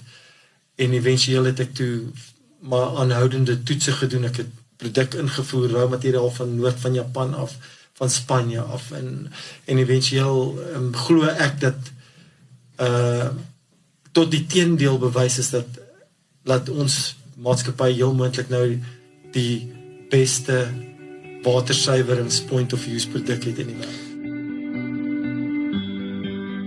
Tyd vir 'n het jy geweet insetsel. Sowat 40% van Sub-Sahara Afrika se bevolking van bykans 900 miljoen mense het nie toegang tot drinkbare water nie. Die helfte van Afrika se bevolking het al gelei aan watergedraagde siektes soos kolera en tyfuskoors wat deur besoedelde water veroorsaak word. Waterskaarste heers reeds in 14 Afrika lande en na raming versprei na nog 11 lande. 2/3 van Sub-Sahara Afrika is afhanklik van oppervlakwater wat ongeskik is vir menslike gebruik, tensy behoorlik gefiltreer en ontsmet. Hoewel daar 'n waterkrisis heers, is Afrika nietemin die vasteland met die grootste volume onbevrore water. Die probleem is egter nie 'n tekort aan water nie, maar wel 'n tekort aan drinkbare water. So ek wil twee vrae daarso en dan bietjie dieper delf op die produk, maar was hierdie ek wil sê nie 'n hartsaak per se nie, want ek weet water in Afrika, behalwe dat ek dink is hy Pieter Diamandis een van sy boeke, ek het nou vergeet wat die ding wat hy praat van dat actually water, as jy die waterprobleme in Afrika oplos, los jy groot gesinprobleme op ensovoorts. Dit is actually fascinerend om te sien, weet en hoe, want daar's oorbevolking. Maar die antwoord lê in vars water. Ek sê in daai tyd vandag en nou. Maar Was dit? Was daar iemand immunitaire komponent? Want as jy luister, ek wil die wêreld 'n beter plek maak en sommer 'n randjie maak in die proses. As ek nou op 'n verhoog gestaan het en iemand van my toekenning gee, as jy wel gesê dis vir die wêreld. Maar dit was nie daai, dit was vir die bank, was dit vir die bankrekening. Dit was dit eenvoudig vir ekonomiese redes wat ek die projek, die hele konsep begin het. Maar hoe dieper ek betrokke geraak het met dit en hoe dieper en hoe meer het ek gesien die impak, die geweldige lyding wat kinders het wat sterf van diarree as gevolg van gekontamineerde water, dan verander jou siening nogal drasties. En ek het net 'n klein gedeeltjie van dit beleef toe ek in Ghana was met 'n waterkonferensie wat Duitsland gereël het. So 2 jaar terug. Dit was net die dag na 'n hittegolf daar, maar vir hulle is 'n hittegolf 50 grade vir die gemiddelde man se hittegolf. Toe ek daar was dit omtrent nog 43 en hulle het gedink die weer was goed. Ja. En ek het gebottelde water gedrink op pad na die konferensie toe en was geweldig warm. En ek het diarree begin ontwikkel dieselfde dag 1. Jo. Want ek is 4 dae daar. Dit was verskriklik in daai hitte en daai humiditeit. So jy dehydreer letterlik op 'n normale manier en dan nog gaan alles by agteruit. Ja, dit is 'n geweldige slegte gevoel in daai hitte. Die voordeel wat ek gehad het, ek het goeie gasheere gehad wat goed na my gekyk het. Hulle het medisyne vir my aangery na konferensie toe. Ek het in die aand in 'n ligverkoelde kamer geslaap. Die volgende dag het ek nog deur dieselfde gaan. Dit was rof van daai water. Ek het my net self ingedink. Hoe moet dit wees van die 6000 kinders wat elke dag so doodgaan? Ja. Elke liewe dag. Weet as jy kyk nou na die Oekraïne-oorlog. Die soldate, die getalle wat ons kry, ek dink ons trek nog nie eers by 6000 van dit is die totale van 'n konvensionele oorlog. Ja. Nou praat ons net van elke liewe die oorlog in Oekraïne gaan verbygaan. Hierdie sterftes kom al van lankal af en dit gaan môre nog weer aanhou. So toe raak dit vir my 'n meer humanitêre ding. En ek moet sê ek voel nog steeds trots daarop dat met UNICEF het 'n tender uitgebring en daar was net 2 maatskappye van al die wat genomineer was wat werklik waar 'n produk kon op die mark vir hulle aanbied wat werk. En dit is 'n $80 biljoen maatskappy in Amerika en hierdie klein Suid-Afrikaanse maatskappy. Ongelooflik. Ongelooflik. En en ons produk is nog steeds beter as die Amerikaanse. Dit is ongelooflik. Hulle het ons net gewen op die tender oor hulle baie goedkoper is, want hulle het gemors in hulle produk. En UNICEF is Amerikaans en Amerika. Ja, ek wil sê ek glo daar's veel ander. Ek gaan nie 'n breinkoevert doen nie. Ek moet net maar uit eet budgets en sulke goeders. Ja, so daai gedeelte het so begin en toe het ons oorgeskakel met beplanning in die toekoms vir 'n disinfektant vir boere, spesifiek vir arbeid, landbou maar toe kom COVID. Maar voor ek wil net 2 tree terugvat. Hierdie point of view, so ek wil net verduidelik 'n bietjie daai presies, ek wil net 'n lig skyn op wat beteken dit, hoe lyk dit daar in Afrika?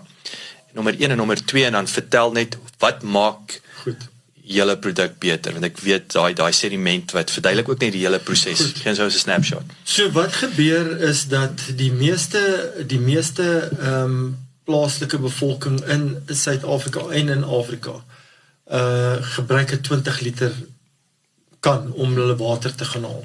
En hulle stap geweldige lang afstande om dit te gaan haal. En terwyl hulle langs 'n rivier bly of langs 'n dam of 'n klein stroompie bly. Maar hulle het hom nou opgeneuk. Hy is so besoedeld dat hulle weet hulle sterf as gevolg van daai water. Ja. So en NGO's gaan en hulle boor pitte vir vars water. Maar dis nou 2-3 kilometer nou weg van die village af. Ja. Van die dorpie af. Yes. Nou stap die bevolking nog steeds 2 na 3 kilometer met 'n leë kan soontoe met 20 kg op hulle koppe terug. Ja. En partykeer 2 keer 'n dag. So wat gebeur? Die hele village skuif, want dit is mos maar alles plakkers, meeste plakkers, skuif na die punt. Die varswater punt toe, ja. En dan begin hulle weer gate boor daar, en hulle doen hulle nommer 1 en nommer 2 in die gate. En dan hulle alweer die water. Daai put is weer besoedeld. En ook die ander probleem is dat uit die 80,000 putte wat al geboor is deur NGO's, is nog net 30,000 van hulle blykbaar in werking. 50,000. So die pompe breek en onthou daar bestaan nie 'n vloekwoord is maintenance, onderhoud in Afrika. Die hele Afrika. So niemand doen onderhoud nie, as hy breek staan hy. Ja. En so nou uit daai 30,000, dis nie my getalle, dit kom van Amerika af. Uit daai 30,000 wat hulle beweer werk nog, is net 10% skoon genoeg om te drink. Die ander is ook gekontamineer. Okay. Nou dit was waar die ekonomiese sy in dit kom, dat daar is 'n behoefte vir die produk. Nou ons produk is 'n 6 gram sakkie wat jy dan ingooi in die 20 liter gekontamineerde water. Daar's verskeie vlakke van kontaminasie, van 50 total coliforming units tot 1 miljoen total Wat waar skop daai ernstige diarree in? Van wat? Dit kan van 10 af inskop. Okay, so dis nie eers dat dit daar's nie 'n hoë margin. Dit gaan oor jou immuniteit. Okay. En ons ondervoede kinders en mense het 'n vatbaar, jy is net baie vatbaar. Okay. En as daar ander siektes soos byvoorbeeld vigs wat ook in TB en Ebola en wat hulle saamdra wat hulle immuniteit baie swak het. En so jy word baie vinnig geaffekteer of geïnfekteer. Ja. Nou wat ons produk doen is hy maak die patogene wat siektes veroorsaak en infeksies veroorsaak, soos E. coli, soos salmonella, cholera, vernietig ons dit in 'n baie kort rukkie, maar ons sê hou die water en hou dit vir 30 minute in die water, na jy dit geroer. So hoe vinnig maak jy die goggas dood? Ons toetse wys, maar ons beveel dit nie aan in die praktyk nie, maar ons laboratorium toetse 10 sekondes. 10 sekondes? Ja, dit is ongelooflik. Wat dit alle patogene vernietig. Okay. Maar dan is die water drinkbaar, maar is nie mooi nie. Nog nie. Dis waar die 30 minute saamwerk. Ons weet dat die water is al gesaniteer lank voor 30 minute. Ja. Maar omdat jy wil hê dat die water moet fisiek goed lyk, dit moet lyk soos kraanwater, ja. moet die sediment afsak ondertoe na die bodem toe, of as dit byvoorbeeld nou, as daar soos alge is, sal dit boontoe styg. Maar die water in die binnekant is. Maar ek wil sê, daai stap 2 van die sexiness. Die eerste een is, hy doen die job. Jy's alright. En dan stap 2 is nou daai mooi maak. Dan maak hom mooi en al wat jy doen is soos wat hulle nog al die honderde jare doen in die veld. Hulle skep die water uit in 'n kalbas en gooi hom deur 'n lap in 'n volgende houer en die water is dan skoon en reg om te drink. Ons het baie laboratoriumtoetse, die Durban Stadsraad het gedoen, Kaapstad Stadsraad het toe sal dit nou in Kaimoes toetse gedoen met ons produk. Ons het dit in Nigeria, dit is al redelik in die hele Afrika al getoets. Ja. So dit bring nou skielik vir jou skoon drinkwater na waar jy ook al is. So jy hoef nie daai lang afstande te stap nie. En jou ding, ek het dit al vir jou gesê, jy weet wat vir my baie indrukwekkend was van jou produk van die begin af, is die feit dat jy die vloeistofkomponent verwyder het. Ek dink baie keer met sanitizers en goeders, ek sou altyd sê, jy ship water rond, jy ry water rond. Ja. Jy is 'n 6 gram sakkie. Ja. So die koste van verspreiding is drasties af. Dit is net 'n baie effektiewe verpakking. Ek het bly noem dit nou, want dit is toe, die beplanning was mos om vooruit te gaan, dis nou maar waar die besigheid begin het, maar die beplanning was om eventueel wye, 'n breë basis disinfectant, ontsmettingsmiddel vir die boere te kry. Maar was dit nou, om met COVID toegeslaan het? Toe sien julle nou die geleentheid? Nee, dit was al jare in beplanning. Okay. Maar ek was net nie gereed vir daai volgende stap nie. Want daar is soveel ander produkte op die mark, hoe positioneer jy jouself? Maar toe kom COVID. En dit wat in theorie beplan was, miskien nou in praktyk kom in die mees kritiese tyd, toe total lockdown begin het. So die fabrieke was nie oop nie, mag nie oop wees nie, en. So ek is toe deur die Beersgroep gekontak en gesê, hulle weet van die teorie, hulle mag nie alkohol op die myn gebruik nie, kan ek vir hulle voorstel aan die produk, die sê ek het nog nie eers 'n naam vir die produk nie, ek het nog nie eers die produk nie. Ja. Die sê hulle wel, stuur wat na die dokter toe en gestuur, hulle het gehou van die verskillende bestanddele se effektiwiteit, wat van navorsing van reg oor die wêreld. En saam by mekaar is dit nog kragtiger. Ja. Wat was die doelwit van dit? Dis kom ek het redelik lank uitgestel het, maar soos ek COVID het ons gedwing met doen, is ek wou nie kloor gebruik nie, ek wou ook nie alkohol gebruik nie. Want vir al die regte redes, die alkohol is net gemors en dit is vlambaar en jy kan dit nie op 'n myn gebruik. Ja. So die produk is toe saamgesit en die naam is gekies en die brand, ek weet nie wat handelsmerk. Die handelsmerk is geregistreer en dis die geboorte van Sani 99 met ons slogan. Jou strapline, jou lese.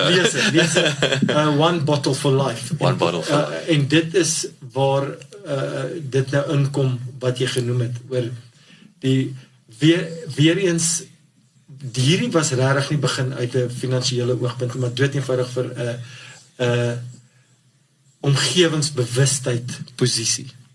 Maar dit nou begin met by the way, wat is jou watersuiwerings Sani Amanzi. So Sani Amanzi het jou die bewustheid gegee van die planeet. Ek sê altyd people, planet, plants, pets, né?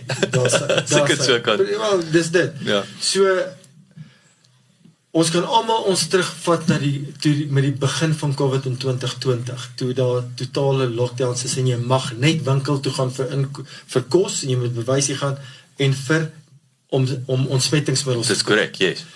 En sanitasiemiddels te koop.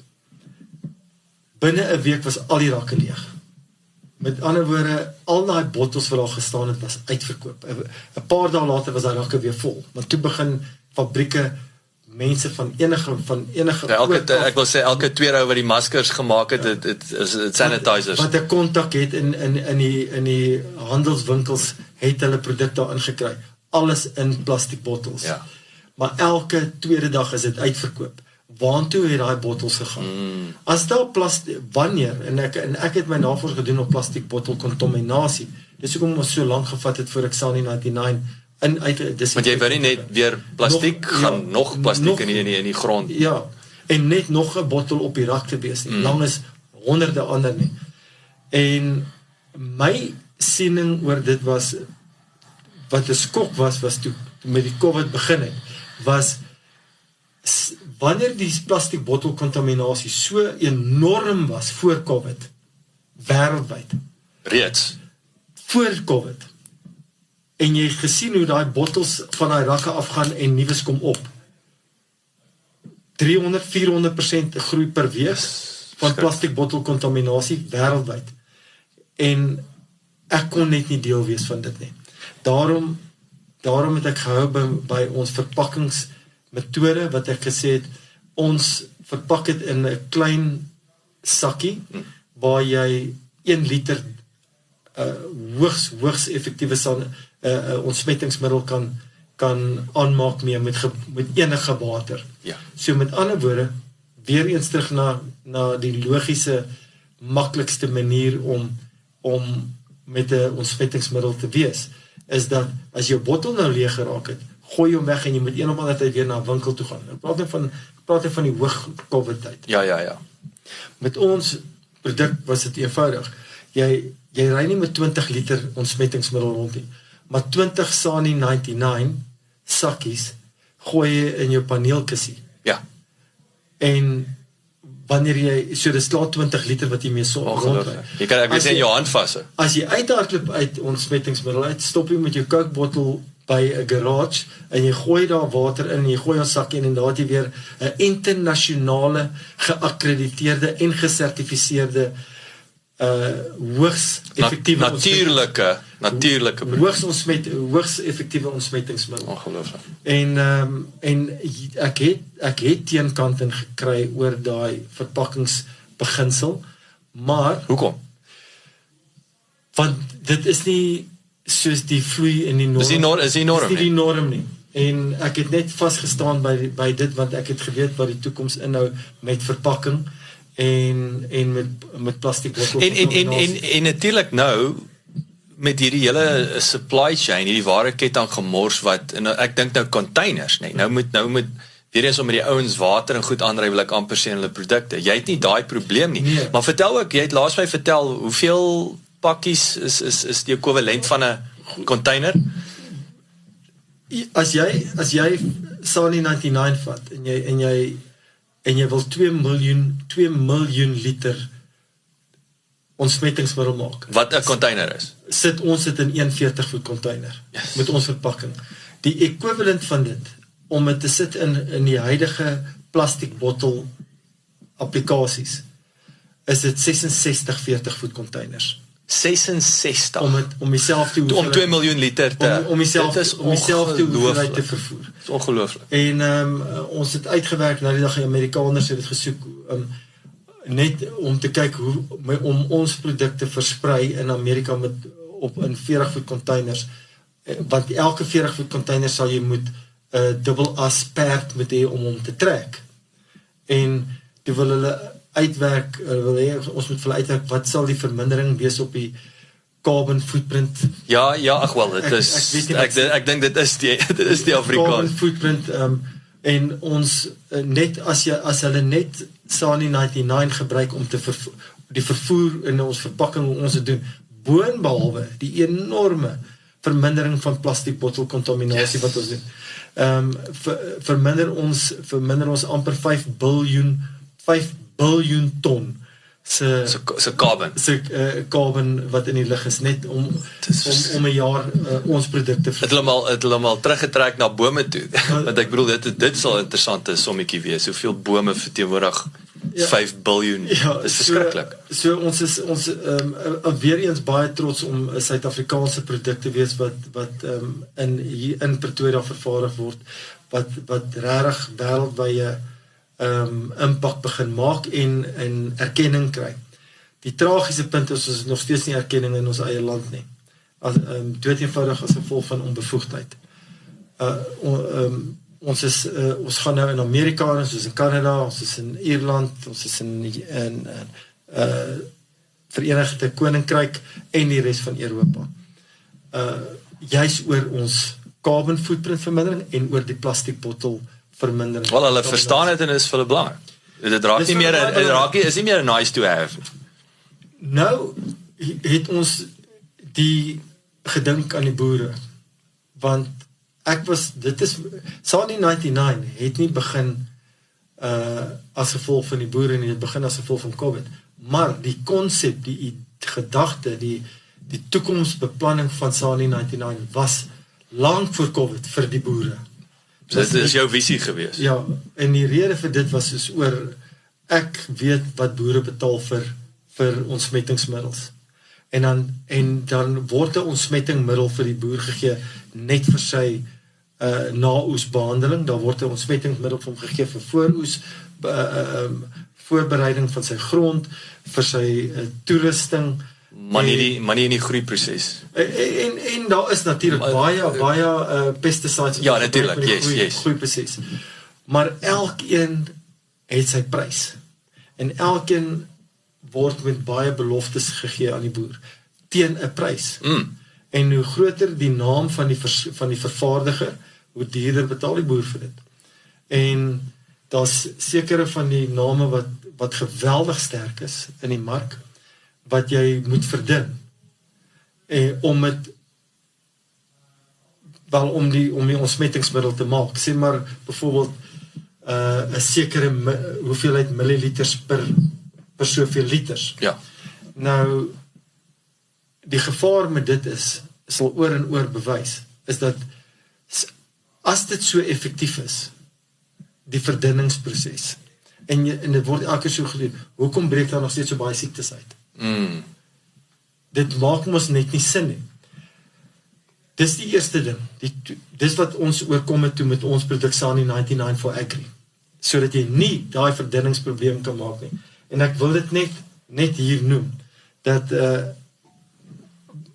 mense word vertel, nie net boere, maar ek praat van enige verhuishoudelike middels ook, reinigingsmiddels, word daar baie keer gesê op die houer 99.9%. Ja, wat ons dink is, want dit klink ons fantasties. Dit klink fantasties. Maar dit is fantasties, behalwe op jou rapport, jou skoolrapport. Ja.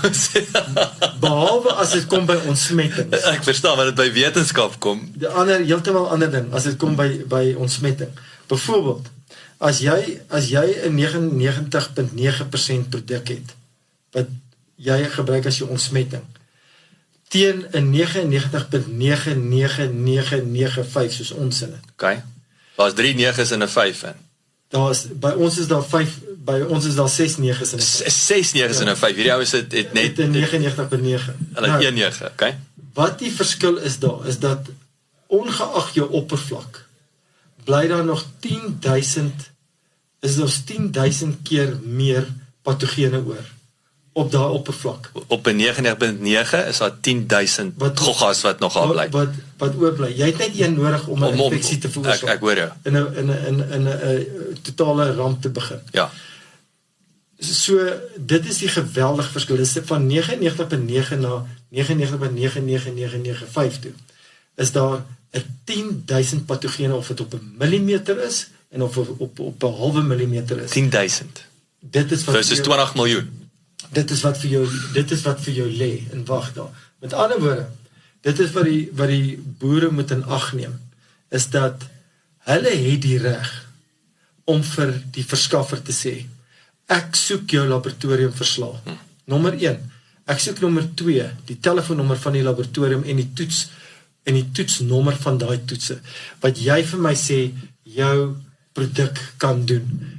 Want ek raai dit aan. Dit is ons bedryf. Moenie net aanvaar wat daar vir jou gesê word is korrek nie. Want as dit so korrek was, sou daar nie nog siektes uitgebreek het nie. En dit gee vir jou 'n baie, baie valse gevoel van jou biosekuriteit op jou plaas is goed. Niks gaan gebeur nie. Want jy dink 9.9 is dit is 'n persepsie, want jy dink 9.9 is goed. En dan kan jy ook gaan op soos wat ons is wat 'n log 6 en meer is op soos ons is dat jy moet nog steeds die regte protokolle volg om seker te maak dat jy 'n goeie biosekuriteit het, soos byvoorbeeld met hoenderhokke veral en varkhokke met varkgriep. Daar's verskillende prosesse wat jy kan volg en die goeie ding wat ons het en die hoogste en die grootste uitdagende ding wat ons gehad het, is om in die hele Europa goedgekeur te word. As 'n produk wat veilig is vir mens en vir dier, en dan moet dit nog hierdie patogene en virusse doodmaak binne 10 sekondes. En so daai balans, en ek wil dit ook aan die boer bekend maak, is dat dit is 'n balans wat bitter min produkte in die wêreld het. Jy gaan of baie meer effektief wees en jy met jou diere verwyder wanneer jy die ontsmetting laat gebeur, want jou diere gaan vrek van die ontsmetting, of mense gaan doodgaan van die ontsmetting Is jy nou onlangs weer boere wat kanker ontwikkel wat hy blootgestel word aan die patogene nie? Ek dink ek het onlangs so 'n artikel gelees. Ja, die chemikalies wat ek het gelees. Nou ons produk is so hoogs effektief soos ek jou nou gesê op die 99.9995%. Ons maak varkgriepvirusse dood, ons maak die influenza virusse dood, soos voëlgriep, en ons maak alles dood, alles onder 10 sekondes.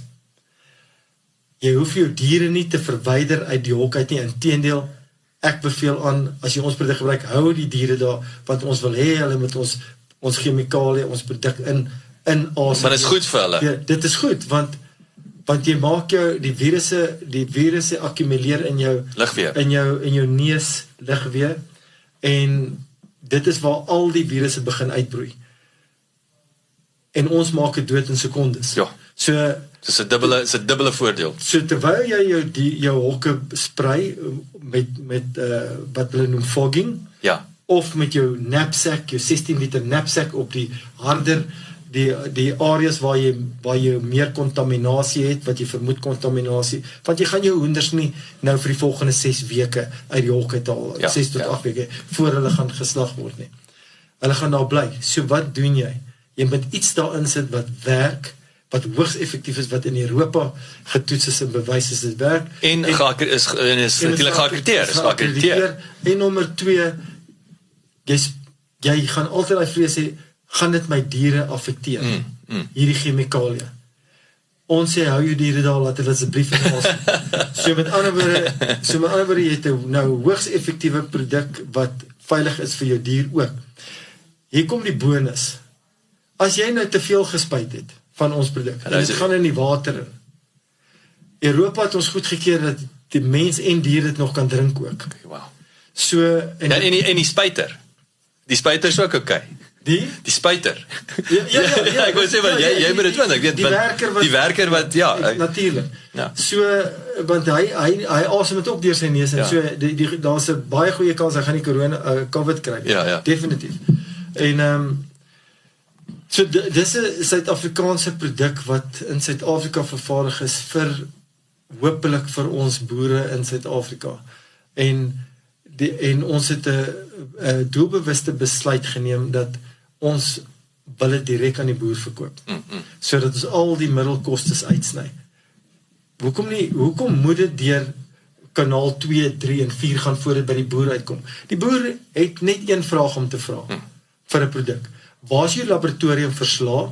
En ek gaan my prokureur of my auditeurs laat bel, of my plaasbestuurder laat bel om te bevestig, is dit die werklike resultate en die werklike toets. Verder maak dit nie saak wat die naam van daai produk is nie, of watter agent of wie dit aan vir jou aanbring nie. Dit verbeter nie jou produk nie. As 'n groot naam se verteenwoordiger dit vir jou bring nie. Ek wil sê, al betaal hy die 4 balle in die oop baars. So, of dit die groot naam is met wat se verteenwoordiger instap van 'n groot produknaam wat instap, beteken nie die produk is dit wat dit werk nie. Jy het die reg om uit te gaan, om jou huiswerk te gaan doen op daai produk, en om seker te maak, doen dit werklik wat dit sê dit doen. En, want om vir julle 'n goeie idee te gee, is byvoorbeeld Dettol, as jy dit koop, dit staan 99,9%, maak alle bakterieë dood. Hulle het naderhand bietjie dit verder gevat en gesê, virusse maak ook dood, wat hulle toe die veld toch verander het tydens COVID, want die oomblik as jy Dettol van 99,9%, soos wat ons almal gedoen het, uit onkunde, jy gooi 'n doppie uit en jy gooi dit in 'n bad, of jy gooi 'n doppie uit, dan is dit absoluut niks werd nie. O aarde, so in sy konsentraatvorm, of in die bottel is van hy werk. Enige iets as jy hom verdun, is hy nie eers 9, dan is hy seker 1 werd. Oh my aarde. Jy weet, en dit is so belangrik dat boere dit in ag neem wanneer hulle produkte kry wat aanbeveel, hulle moet dit verdun, want dit kom in 'n konsentraat, en dit lyk goedkoper. Dis nie ou ras hierdie nie. En dit lyk goedkoper, want ek kan dit verdun. Dis net rooi ligte vir my. Ek sê nie, daar's fout, dat jy dit nie moet beproef nie. Ek sê net, gaan doen jou huiswerk op die produkte. Kyk waarvoor jy betaal, en kan dit werklik die werk doen wat dit sê. Kan jy ook 'n produk kry wat meer omvattend is, meer breë basis is, soos die Sunny 99 for Agri, wat jy vir meer applikasies kan gebruik, soos byvoorbeeld die grootste aardappelboer in Ierland. Kyk, dis waar julle nou natuurlijk julle toetse doen, hè? Ja. Ook as Spris, om daai, want as dit goed genoeg is vir die Europese boer, is dit goed genoeg vir enigiemand. Natuurlijk, en wel, ek weet dat ons boere in Suid-Afrika is, by uitstek seker die beste boere in die wêreld, en ek dink die wêreld weet dit ook. Dis net die mense aanvaar Europese akkreditasies net beter. Soos die Japanees het vir my uit Japan uit gesê, we've tested your product, we love your product, we cannot buy it from you. En ek vra toe van hoekom? Hy sê, because we don't trust South African products. Wow. Dit is waarvan ons nou is van 30 jaar terug se ja, ek sê die SABS is nie meer die SABS nie. Hy bestaan nie eers sy laboratoriums nie. So dis waar ons van dan af tot nou toe is. Nou, om vir jou te sê hoe SANI 99 for Agri sy wye impak nou kry en as 'n breë basis aanwending, is dit soos wat ek nou net sê, die grootste aardappelboer in Ierland gebruik nou SANI 99 for Agri vir 'n reeks toetse. Nie net vir sy na-oes behandeling nie, maar spesifiek vir blackleg wat binne in die grond voorkom, wat binne in die wortels inkom en binne in die aardappel, die aardappel self. Dit kom terug aan jou punt toe van voor, gedurende en na die tyd. En ons het nou 'n projek geloods daar waar nie net sy toerusting, want die blackleg word versprei deur die toerusting self wat gestaan het van seisoen tot seisoen. Okay. En die bakterie gaan nêrens heen nie, hy wag daar. Tot hy weer in die grond gesit is, want hy word vervoer deur die grond en met hulp van water. So hy wend nou ons produk aan op sy toerusting wat nou in die skure staan. Hulle gaan nou begin plant. Grond voorberei. En dan gebruik hulle SANI 99 for Agri in verdunnings hoeveelhede saam met hulle vloeibare fertilizers ensovoorts wat hulle in die grond so lank spuit. Ja. Want ons is slaag getoets, ons maak die blackleg dood, die bakterie. Want dit is 'n tipe bakterie wat 'n single cell bakterie wat ons alreeds mee getoets is wat ons doodmaak. En wat hulle noem 'n envelope virus, 'n bakterie. En ons maak al die envelope bakterieë die sterkste dood, soos byvoorbeeld Staphylococcus, E. coli, Salmonella, cholera, ons maak hulle almal dood. En so hy doen hierdie hele proses nou om dit tydens voorplant, tydens groeifase gaan hulle nog steeds SANI 99 for Agri opspuit en nog steeds aanhoudend hulle toerusting ontsmet met SANI 99 for Agri en natuurlik hulle personeel ook. So dit is hoe wyd die produk aangewend word. So jy het nie nou 5 produkte nodig nie. Jy kan een produk hê wat klaar reeds goedkoop is en soos fogging is baie goedkoop en is baie effektief en ook met die sprei met die 16 liter knapsacks. En dit gaan so vir die eierboere ook, want een van hulle groot bedreigings is salmonella wat deur die eierdoppe binne in die eiers ingaan. En ons produk is bewys, hy maak dit in sekondes dood. Ongelooflik. So jou hoender staan daar, lê die eiers en jy kan hierdie op jou band wat die eiers vervoer, kan jy 'n fyn sproei, so wat die eiers rol op die band. Sproei SANI 99 for Agri op dit. Jou hoenders is skoon, kry nie onder andere bird flu en Newcastle disease nie. Jou eiers word beskerm teen salmonella en wat ook al in die water val maak ook dood. Maak die patogene in die water ook dood. So dit is net 'n hele omgewing van veilige biosekuriteit. Yes, ek is maar laaste ding, en ek is bly ons het nou al hierdie gesprek gehad en dit is vir my van pas te einde. Die verpakking. Ek wil terug na die verpakking toe, want jy het nou daar gepraat, jy het 'n probleem met plastiek bottels of plastiek gehad, maar selfs hier het jy jou eie gesê, luister, ek is nie tevrede met hierdie 6 gram pakkie nie. Ek is bly jy onthou dit.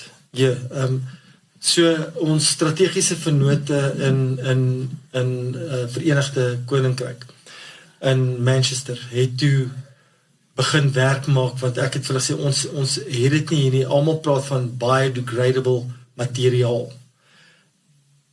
Ek het dit nog nooit gesien nie.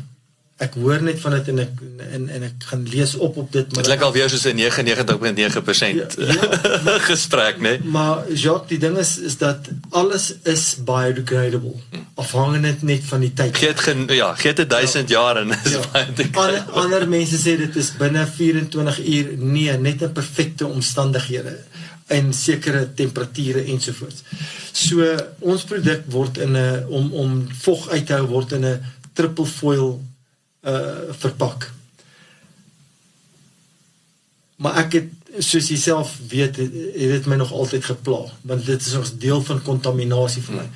En toe het hierdie groep in Duitsland, wat saam met ons Engelse vennote werk, en hulle het 'n fabriek in Oekraïne ook, wat gehelp het met die ontwikkeling, het hulle hard gewerk daaraan om vir ons produk, vir hierdie spesifieke brandmerk, handelsmerk, logo, vir ons brand, 'n papier, 'n 100% papier verpakking te ontwerp. Die uitdaging was, wat ek vir hulle gegee het, is 2 uitdagings. Een is, hoe hou ons vog uit, nommer 1, en nommer 2, ek het al pogings soos dit gesien in die verlede, dit lyk verskriklik lelik, en ek wil nie ons verpakking met lelik lyk. En hierdie groepe het saamgewerk vir maande, en uiteindelik vir ons nou die eerste voorbeeld gegee verlede week. 'n Demonstrasie op Zoom meeting, waar hulle die papier onder 'n kraanwater hou, en hy het geval, is 'n baie groot maatskappy, en in hulle groot laboratoriums, en die water gehardloop, en hy het nie deur gegaan nie.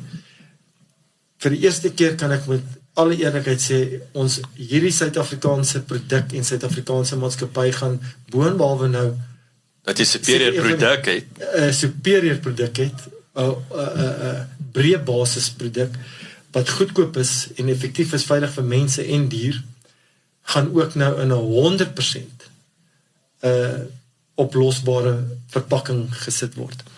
En dit is wat vir my opgewonde maak, want sou 'n groot boer baie bestel, gooi kan hy of daai sakkie op die plaas, op die landerye gooi, nommer 1, of hy kan dit gaan bære, en dit kan weer verkoop word vir recycling. My magtig. Want die ander kant, dit is papier, dit is papier, dit is bome. Dit is papier, en papier het gewig, so jy gaan baie vinnig by 'n ton se papier kom wat jy kan verkoop. En ons voel regtig oor dit ook baie trots.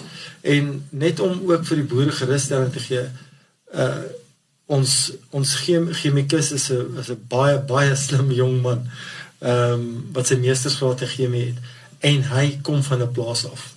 So hy verstaan boerdery, hy verstaan die boere, George Erasmus, jy weet, so ek dink en ek glo dat die boere is in goeie hande as hulle na ons produk gaan kyk. Victor, dit was nog lekkerder rondte nommer 2. Verskriklik dankie vir jou tyd. Hierdie is verskriklik inspirerend, en ek is opgewonde hoe ek staan oor die geleenthede vir al die Suid-Afrikaanse mark en vir al agri. In my kop is dit nie of nie, dis net wanneer. Ek wil sê wel gedaan. Baie dankie, en ek is bly jy het my die geleentheid gegee, en ek sien uit daarna dat ons 'n deel word van die boeregemeenskap in Suid-Afrika. Dit is vir ons 'n groot uitdaging, om by die boere in te kom, want dit is nie vir my lekker as 'n Suid-Afrikaanse maatskappy en produk om in Europa gebruik te word en nie hier nog nie. Ja, dit die Engelsman sê, it's wrong. Ja, so ek sien uit om die boere te ontmoet. Ag, help. Dankie. Baie dankie dat jy geluister het. As jy gehou het van die episode, onthou asseblief om te deel met jou vriende en familie, en baie belangrik, teken sommer in dat jy op hoogte kan bly van al die nuwe episodes. Besoek gerus ons Facebookblad @boerpot.